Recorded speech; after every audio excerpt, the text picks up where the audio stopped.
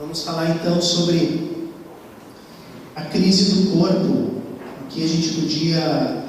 Aqui eu coloquei alguns elementos, mas a gente podia falar longamente sobre isso, né?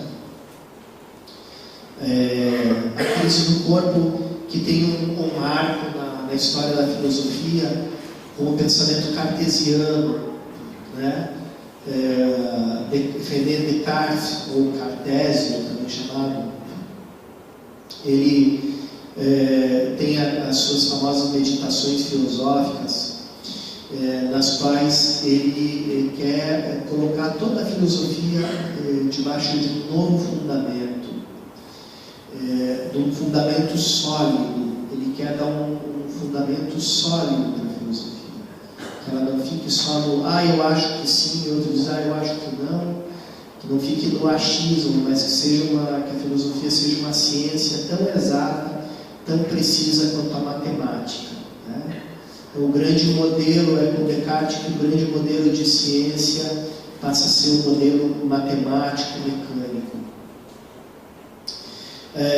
Então, Descartes ele faz uma espécie de limpeza. Ele diz assim: bom, primeiro eu quero saber do que eu posso duvidar, porque tudo aquilo que eu posso duvidar é motivo de discussão. Eu quero chegar no que é indiscutível. Eu posso duvidar de tudo. Eu posso duvidar que o mundo existe. Eu posso achar que o mundo é só um produto da minha mente, que eu estou sonhando. Eu posso duvidar que as outras pessoas existem. Eu posso duvidar de tudo. A única coisa que eu não posso duvidar é que eu estou duvidando. Então, a prova de que eu existo é que eu duvido, né? Então, penso, logo existo, né? A famosa frase dele tem esse sentido, né? Penso, logo existo. Então, o ser humano é pensamento, né? O ser humano mais do que nada é pensamento. E o corpo, onde é que fica, né? Então, já estava chamando os Descartes de São Descartes. Descartes chama o pensamento de res cogitans, quer dizer, a coisa pensante, res cogitans. E ele chama o corpo de res extensa, quer dizer, aquilo que de alguma forma estende o meu pensamento, a minha percepção. Então, aqui ele faz uma cisão, né, entre o corpo e o espírito, entre o eu e a percepção do corpo. Começa aqui uma divisão. Essa divisão entre o corpo e o espírito, ela também aparece na Idade Moderna com uma outra expressão, que não é simplesmente a expressão filosófica, né? Porque aí de Descartes que depois vem toda a filosofia moderna, depois vem Kant, depois vem Hegel, etc. Mas essa crise do corpo não vem só pela filosofia, vem também pela religião. Então, a Idade Moderna é, por excelência, a era puritana. O que é o puritanismo, né? O puritanismo é o nome de uma das versões do calvinismo. E o calvinismo ele tinha como espiritualidade uma grande rejeição de tudo que era carnal. É uma versão do protestantismo que aponta principalmente contra a mundanidade, a carnalidade da renascença, né? Eles viam os cristãos vivendo num grande relaxamento moral. Então, o calvinismo ele se propunha a fazer uma restauração moral. E essa restauração moral passava pela demonização do corpo. Então, foi Calvino que pegou e vestiu todo mundo de preto, né? Vocês pegam aquelas pinturas dos pintores flamencos, né, como Rembrandt, vocês veem todo mundo vestido dos pés à cabeça de preto, né, com uma gola branca assim, né? Vestiu todo mundo de preto, todo mundo ficou com roupa de padre, né, na época. Vestiu, mandou queimar todos os vestidos, as fitas coloridas das mulheres, né? O que vocês acham disso, mulheres? Que lindo, né? Mandou botar na fogueira todos os vestidos, né? E as mulheres tinham que vestir tudo só de preto, só tinha uma cor, né? Mandou queimar também os instrumentos musicais, porque os instrumentos musicais serviam para os bailes. E o baile, a dança, é uma manifestação do corpo, portanto é demoníaca. Então, fora com o baile, fora com o instrumento musical, fora com a música, né? E foi principalmente o calvinismo que expulsou das igrejas qualquer expressão física da fé, porque até aquela época o luteranismo não tinha assim surgido muito contra as manifestações sensíveis à fé. As primeiras igrejas luteranas são muito parecidas com as católicas, e a liturgia luterana antiga é muito parecida com a católica, tá? Mas quem despojou as igrejas de todos os santos, de todas as imagens, de todos os paramentos dos pastores, deixou a igreja como feita um caixote com 4 paredes e só o lambão da palavra, porque só a palavra que conta, né? Isso foi o calvinismo, né? Então, entramos na era puritana. Depois também teve uma contribuição luterana para essa era puritana de demonização do corpo, do fato que parece que é insignificante, mas produziu um enorme impacto cultural, que é o fato de que Lutero declarou que o matrimônio não era sacramento, mas apenas uma realidade natural. Então, essa dessacramentalização do matrimônio, né, ela trouxe, a longo prazo, ela foi trazendo frutos, como, primeiro, a degradação da figura do pai. O pai deixa de ser o sacerdote da família, se transforma no mero provedor, né, um mero fornecedor de pão. A mulher também se degrada, né? A era puritana é a era por excelência da degradação da mulher, tá? Muitas vezes as coisas que as pessoas hoje falam dentro da mitologia da Idade Média, que na Idade Média as mulheres não podiam fazer isso, na Idade Média, muitas coisas que a gente põe a culpa na Idade Média, na verdade são da Idade Moderna, não da Idade Média. Porque na Idade Média a mulher tinha uma condição de igualdade com o homem formidável. Ela trabalhava junto, pegava junto com o homem, as heranças passavam diretamente para a mulher quando o marido morria. A Idade Média viu as grandes figuras de mulheres, grandes rainhas, grandes guerreiras, grandes figuras espirituais, grandes líderes espirituais, culturais, intelectuais. A Idade Moderna degradou a mulher. A Idade Moderna foi a que demonizou a mulher, e demonizou o corpo feminino também, de forma especial. Dentro dessa era puritana a gente encontra muitos sinais da gnose.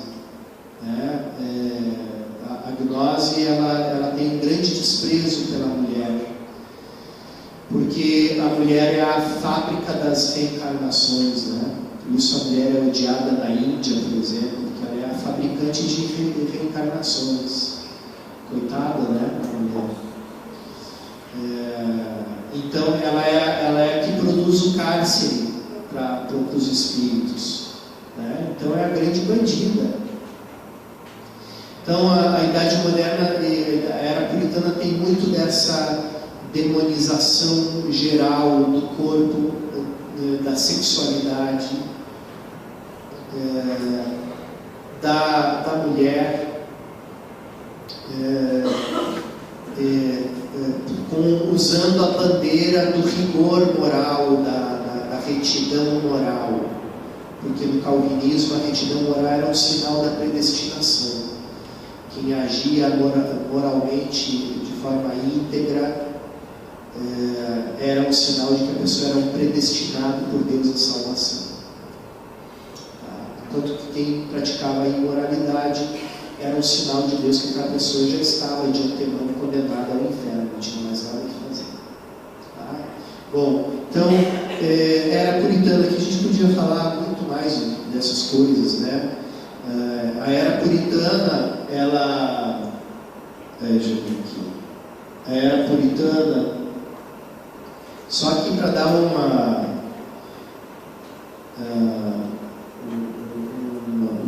parênteses para vocês, que a gente podia falar muito mais. Tem muitos produtos americanos que são puritanos, que a gente nem se dá conta. A Coca-Cola,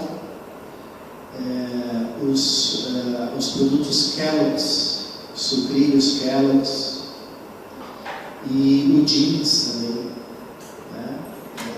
O jeans é a roupa puritana por excelência, né? Um tecido grosso, de cor azul escura, né? De cor não chamativa, e que deve ser usado como um uniforme por todo mundo, né? É a grande expressão do puritanismo americano, o jeans. Os Kellogg's, né? O Kellogg, se não me engano, era um pastor. Ele não sei onde é que ele viu na Bíblia que era pecado comer carne de manhã. Então, de manhã só se devia comer cereal. Então, ele inventou os cereais Kellogg's, né? E levou para o mundo todo esses cereais como um verdadeiro missionário, salvando as pessoas, né? Fazendo todo mundo comer cereal pela manhã. E a Coca-Cola também é um produto tipicamente puritano. A Coca-Cola foi criada para combater o álcool. Ela foi criada como substituto do álcool, né? Na época antes da época da lei seca. Ou seja, no meio da campanha puritana para se abolir o álcool, que acabou desembocando na lei seca americana, né? No meio dessa campanha apareceu a Coca-Cola, que era uma tentativa de produzir uma bebida sem álcool que produzisse os efeitos positivos do álcool, que era o relaxamento e ao mesmo tempo a euforia. Então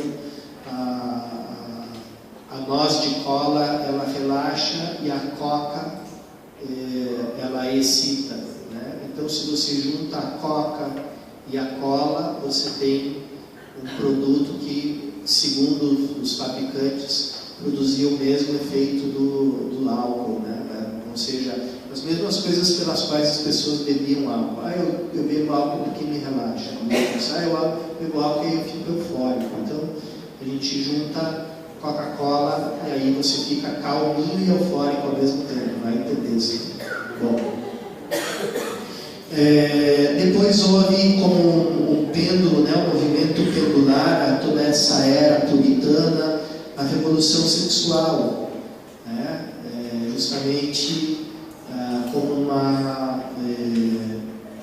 um contrapeso da era puritana, né, da era que procurou reprimir o corpo como uma coisa feia, como uma coisa errada, como uma coisa negativa. Veio esse movimento pendular de dizer, não, tudo ao contrário, vamos fazer uma revolução aqui, vamos liberar o corpo. E liberar o corpo, principalmente liberar a sexualidade. Tirar o estigma de demonização da sexualidade, que vê a sexualidade como uma coisa suja, como uma coisa feia, como um pecado, e glorificar a sexualidade em todas as suas expressões. Então, claro que essa revolução sexual ela tem uma antropologia própria, que esconde também um certo materialismo. E, de alguma forma, na revolução sexual a gente encontra os resquícios tanto do monismo quanto do dualismo. A gente encontra o resquício do monismo no sentido que coloca como ideal de felicidade supremo a sexualidade, né? Não sei se era Marcuse ou um dos outros teóricos de Frankfurt que falava que a felicidade suprema é o orgasmo físico. Então, esse era o céu na Terra. Então, uma visão materialista, né? Que proclama a felicidade do homem numa sensação física. E depois, o dualismo a gente também encontra no sentido que a revolução sexual transformou o corpo humano num objeto. Então ela criou e incentivou e mantém essa divisão dualista entre corpo e alma. Uma pessoa não diz eu sou o meu corpo, ela diz eu tenho o meu corpo é um objeto para mim. Né? Um objeto de consumo, né? Um objeto exaltado pela moda, pela estética, pela beleza, por todos os recursos que se tem para colocar o corpo dentro do padrão de produção, né? Do padrão de qualidade industrial, né? E outros parâmetros típicos de uma sociedade de consumo, né? Então, o corpo colocado como objeto de consumo. Então, existe essa antropologia de fundo da revolução sexual que tem algo de monismo, de materialismo, e tem algo também de dualismo, no sentido que ela vê o corpo como um objeto. E aqui a gente encontra toda o resultado dessa revolução sexual que, de alguma forma, infantilizou as pessoas, porque a sexualidade imatura, a marca de uma sexualidade imatura é a autorreferência. Que a gente depois vai voltar bastante nesse tema. A atual cultura sexual humana, ela aponta para essa autorreferência.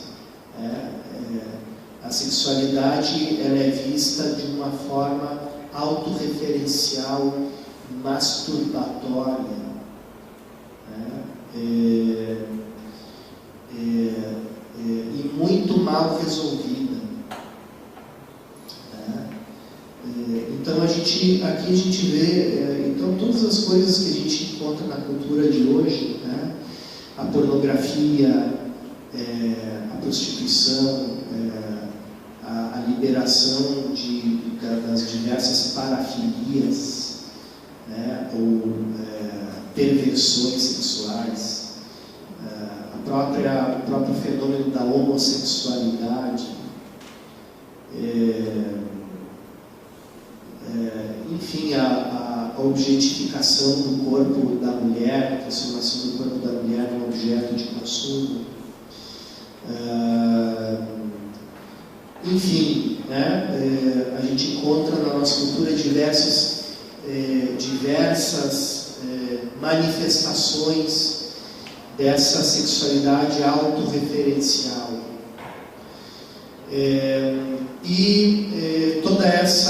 Toda essa cultura, ela não é somente, né, o discurso atual, não é somente aquele discurso da revolução sexual dos anos 60, de dizer, vamos quebrar as regras, vamos quebrar os tabus, né? Vamos quebrar os complexos, etc. Não, hoje em dia não existe mais uma, digamos assim, uma pregação da imoralidade, mas uma nova moralidade. Quer dizer, aquilo que era visto como transgressão, aqueles atos que eram vistos como transgressão da lei, hoje eles se transformaram em regra. Hoje eles são a lei. Tá? Eles são a lei hoje. Então a gente tem essa obrigatoriedade. Quer dizer, se hoje você não aceita os parâmetros dessa nova moral sexual, autorreferencial, que vê o sexo como uma coisa recreativa, como uma coisa lúdica, como uma coisa completamente desconectada da estrutura própria, objetiva da sexualidade. Se você não vê assim, você está fora da lei, você é o imoral. Tá? Se você não aceita a nova maneira de viver a sexualidade, você que é o imoral agora. Tá? E como você é o imoral, você deve ser reprimido. Teu discurso, as tuas opiniões. Se você não concorda, você tem que guardar para você mesmo. Não deve falar com ninguém, não deve dizer para ninguém, olha, eu não acho isso certo. Tá? Você corre perigo dizendo que você não acha uma determinada coisa certa. Tá? Porque não tem mais espaço nem para discussão. Né? Se você se opõe a essa mentalidade, ninguém vai parar para discutir com você, vão te denunciar, é caso de polícia, você vai parar na cadeia. Tá? É para isso que nós estamos rumando, né? Então, todo esse atual estado de coisas traz uma enorme perplexidade para o povo cristão. Tá?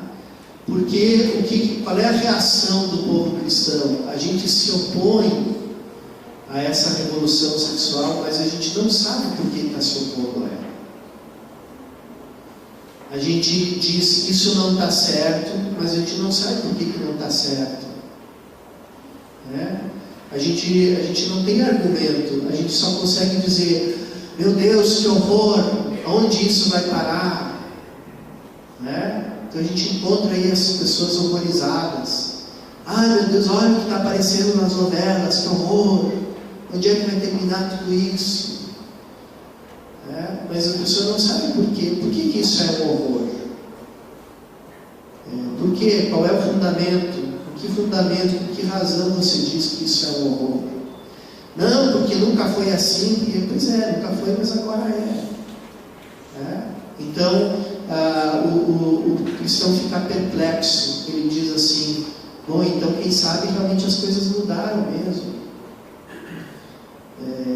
Então, quem sabe realmente nós estamos vivendo um novo tempo e eu devo abandonar meus tabus velhos, minhas crenças velhas e concordar e me abrir, né? Me abrir a tudo isso que eu estou vendo e começar a dizer, bom, quem sabe tudo está certo, quem sabe eu sou apenas uma pessoa antiquada.